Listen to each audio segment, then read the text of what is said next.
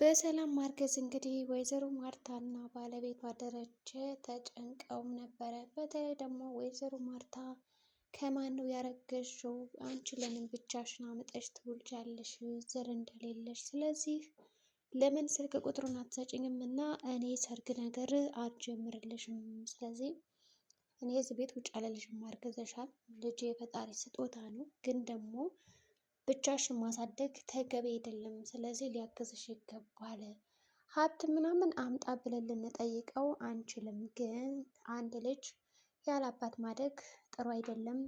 እኔም አንቺም ያደግነው ግማሽ ከእናታችን ወገን ወስደን ነው፣ ግማሽ ደግሞ ከአባታችን ነው። ስለዚህ አንድ ሕፃን ልጅ ከእናትና ከአባቱ ጋር ነው እንጂ ማደግ ያለበት ዝም ብሎ ሰው ብቻ ሊያድነው ወይም ደግሞ ወይዘሮ ማርታ እንግዲህ ልጅ የእናትንም የአባትንም ፍቅር ማግኘት አለበት እንጂ የአንድ ወገን ብቻ ሊያገኝ አይገባም በማለት ማርታ ወደፊት ልጇ እንግዲህ ወይም ደግሞ ልጇ ወደዚች ምድር ሲመጣ አባት እንዲኖረው ስለምትፈልግ ግዴታ ማወቅ አለብሽ አባቱ ማን እንደሆነ፣ ስልኩን ሰጪኝ ብላታለች ማለት ነው። በዚህ የተነሳ ደግሞ ሰላም ስልክ ለመስጠት በጣም ተጨንቃ ነበረ። ነገር ግን ሰላም በእርግጠኝነት ያረገዘችው ከደረጀ ነው።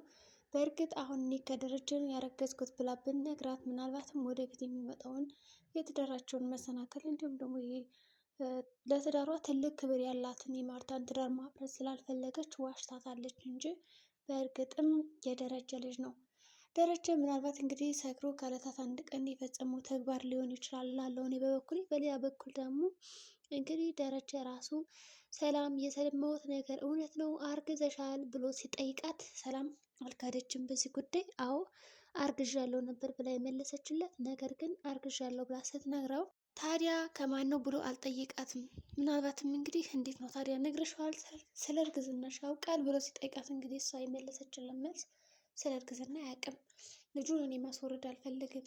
በእርግጥ እንግዲህ እኔ እርግዝናን ያወቅኩት ከ3 ወር በፊት ነው። አሁን ወደ 5 ሆኖኛል እና በዛ ሰዓት ስለዚህ ልጁን ስለምፈልገው ምንም ማድረግ አልፈለግኩም ነበረ እና የራሴ ዘር የራሴ ፍሬ እንዲኖረኝ እፈልጋለሁ። ስለዚህ ድንገት ነው በቃ በአጋጣሚ ተዋወቅኩት በስልክ። ስለዚህ ከዛ በኋላ ቤቱ ሂጄ ይህ ነገር ተፈጠረ ትለዋለች ማለት ነው።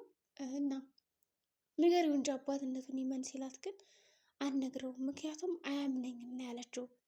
ብነግረው ራሱ አያምነኝም፣ ከአንተ ነው ብዬ ራሱ ብነግረው አያምነኝም የሚል መልስ ነው የሰጠችው ለደረጀ። ደረጀ በዚህ ሁኔታ እንዴት ብሎ ተገርሟል። ምናልባትም እንግዲህ ደረጀ ከዕለታት አንድ ቀን ሰክሮ ባደረገው ስህተት ጽንስ ሊፈጠር ችሎ ይሆናል።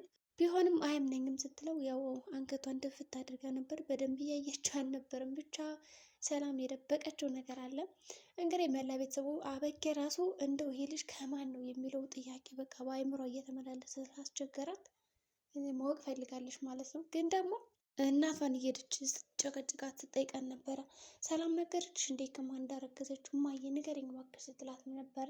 እናትም እንግዲህ አንቺ አጨቅጭቄ ምን አገባሽ? ከፈለገችው ብታረግዘው መቼም ከነፋስ አይደለም። ስለዚህ በማይመለከትሽ ነገር አምነሽ ተቀበይ። ከከሌ ነው ብትባይም አይደለም ብትባይም እመኝ ትላታለች። አበጌ ብልጧ ግን እኔ በጭራሽ ይሄን ነገር አምኜ ልቀበል አልችልም፣ አባቱ ከማን እንደሆነ ማወቅ አለብኝ ትላታለች። ምንድነው አንቺ ከናታን መስሎች ነው እንዴ ብላታለች። እንግዲህ ወይዘሮ ማርታ እንግዲህ አበጌ የመለሰችው መልስ ምንድን ነው?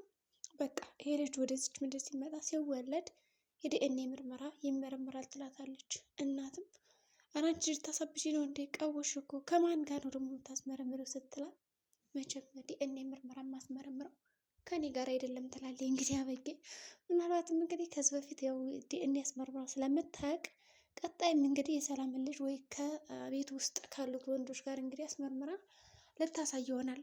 ይሁን እንጂ በሌላ በኩል እንግዲህ ውሃና ምጥኔ ቁጭ ብሎ ስለ ትምህርት ቤት ፈተናቸው እያወሩ እየተጫወቱ ነበረ። ፈተና ከበደሽ ወይ እያለች ነው ምጥኔ። እንግዲህ ውሃ አልከበደኝም እኔ እንጃ ትላታለች። ያው ስለ ፈተና እያወሩ ነበር። ምጥኔ እንግዲህ በጣም ደስ ትላለች። ከውሃ የተሻለች ንጹህ እና አስተዋይ ናት ማለት ነው። ውሃ በተቃራኒው በጣም ሞኝ እንዲሁም ደግሞ ደግ ብትሆንም ግን የሆነ የተሻለ ነገር አላት ማለት ነው። በዚህ ሁኔታ እንግዲህ ሰላም መታ ትቀላቀላቸዋለች። ሁሉም እንግዲህ ሰምተዋል እርግዝናዋን።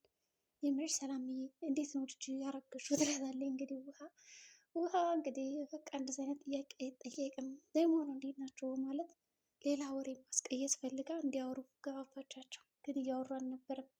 እንግዲህ ሁለቶች ልጁ ሲወለድ ወደዚህ ምድር እኛ እናጫውተዋለን አታስቢ ብላታለች ምጠኔ።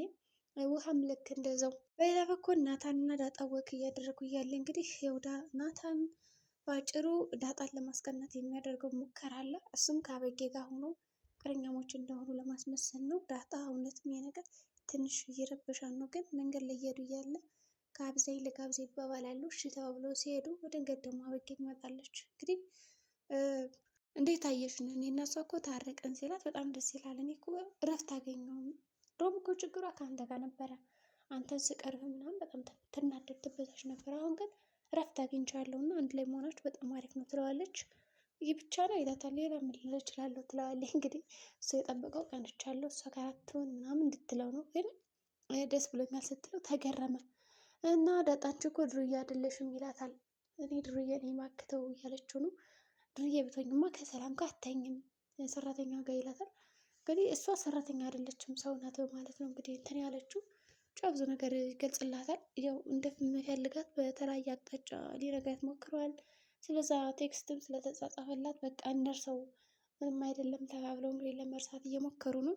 በሌላ በኩል እንግዲህ አጅሪት መጣችባቸው እና በመሀል ጣልቃ ገባች።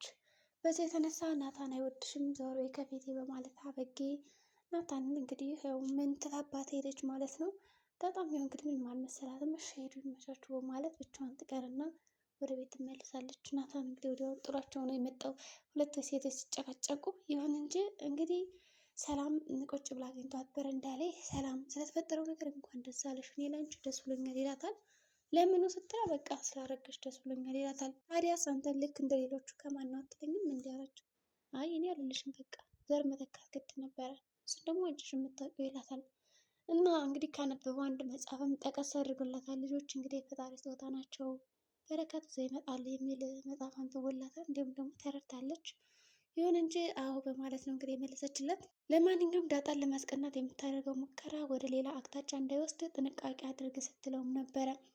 ይሁን እንጂ እንዴት አወቅሽ ይላታል። በቃ እኔ ነገርኩት ትለዋለች። እሱም በሀሳቧ ይስማማና እሺ ብሎ ወደ ውስጥ ይገባል። እንግዲህ ከገቡ በኋላ ሌሊት ሁሉ ለዳጣ ደውሎ እንዴት ነሽ ይላታል። ብቻ ባገኘው አጋጣሚ ከዳጣ ጋር ማውራት ስለሚያስደስተው ሊያወራ ይሞክራል። እንግዲህ ዳጣ ስልኩን አንስተዋለች። ከአንድ ቤት እኮ ነን ያለ ነው ምን ነው ረሳው እንደ ቤት የምትደውልልን ምናምን እያለችው ነው። እሱ ደግሞ አያረሳውም ግን በቃ ማውራት ፈልጌ ነው ይላታል። እሷም ታወራዋለች። ይሁን እንጂ አሁንም ቢሆን ሰላም እንግዲህ ማን እንደሆነ አላወቀችም። የልጁ አባት መናገር አልፈለገችም።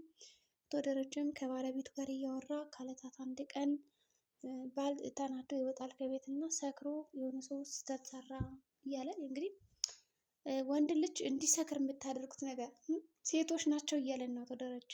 እንዴ እኛ ሴቶች እንደዚህ እንድትሰክሩ እናደርጋለን? እስኪ አሁን እንደ ወንዶች መልሱልን ይሄን ነገር። ደረጀ እንግዲህ ከዛ ላይ ሲናገር እንደነበረው በተረት ወንድ ልጅ ወዶ አይደለም የሚጠጣው፣ የሚናደደው፣ የሚበሳጨው ሴቶች ናቸው የሚያስጠጡት የሚያናድዱት አሉ። እንዴ እንዴ እንዴ! በቃ እንግዲህ ባለትዳሮች ይችን ነገር ሹክትሉ እናላችሁ ማለት ነው። በሌላ በኩል እንግዲህ ያው ትመጣለህ ብዬ ነበር አንድ ሁለት ሰክረህ ምናምን ብለው ነው በእርግጥ እንደዚህ የመለሰላት። ማርታ ሰክረህ ትመጣለህ ብዬ ነበር ግን ደህና ነህ ትለዋለች። እሱም አይ እኔ አልሰከርኩም ብቻ አዲስ አበባ አካባቢ ነበርኩኝ ግን መጣሁ ይላታል። እና ብቻ ባልና ሚስት እንግዲህ ሲያወሩ ነበረ ቁም ነገርም የተፈጠረውን ነገርም ውላቸውን እያንዳንዱ እንዲሁም ደግሞ ስራዋን እየሰራቸው ወይዘሮ ማርታ ይህን ድርጅት እንዴት ነው አልጨረስሽም ይሄን ስራ ሲላት ገና ነኝ እያለችው ነው። በቃ አኮራሽኝ የኔ ሚስት በርቺልኝ ጎበዝ ነሽ እኮ እያለ ያሞግሳታል። እሷም እንግዲህ ስራዋን እየሰራች ነበረ። ታዲያስ እኔ እኮ ማርታ ነኝ ትለዋለች። እንግዲህ እና አሁንም ቢሆን የሰላም ልጅ አባት የውሃ ሽታ ሆኖ ቀርቷል። ከዛ ቤት በእርግጥ አንዱ ደረጃ ነው፣ አንዱ ደግሞ ናታን ነው። ናታን በእርግጠኝነት እንደዚህ አይነት ነገር አይፈጽምም ስጠረጥር፣ እኔ ግን ደረጃ ነው እንግዲህ አባቱ። ግን ይሄን ነገር መናገር አልፈለገችም ሰላም። የእናንተ ግምት ሰላም ከማን ያረገዘችው ይመስላችኋል? የዛሬው ቪዲዮአችን እንግዲህ ይህን ይመስል ነበር። በቀጣይ ቪዲዮ እስከምንገናኝ መልካም ጊዜ ይሆንላችሁ። ለቻናል አዲስ ከሆኑ ሰብስክራይብ ያድርጉ፣ እንዲሁም ላይክ ሸር በማድረግ አበረታቱን።